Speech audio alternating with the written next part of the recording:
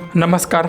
रोजच्याच पायाखाली तो मातीचा रस्ता आणि रोजचं तेच अंतर. सकाळ झाली की ही चाल आपोआप सुरू होते.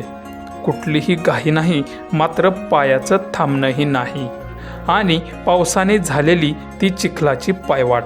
सविस्तर व्हिडिओ पुढे पाहण्याआधी चॅनलवरती तुम्ही नवीन असाल तर आपला RG मराठी न्यूज चॅनल जरूर सबस्क्राईब करून घ्या. शेतकऱ्यांची ही मुलं रोज एकाच वाटेवरून जातात. मग ती वाट रखरखत्या उन्हाची असो किंवा पावसात भिजलेल्या मातीची असो, मात्र ही पायवाट कधी थांबत नाही.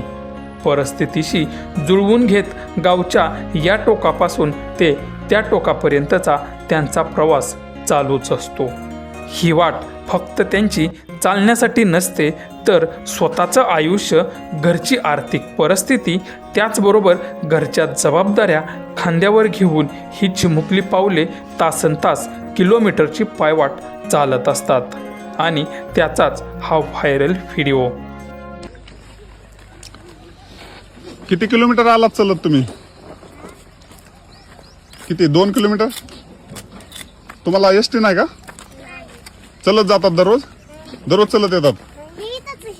हा, पण जागर म्हणून आलात ना भाईजळीला, 2-3 किलोमीटर आहे मग.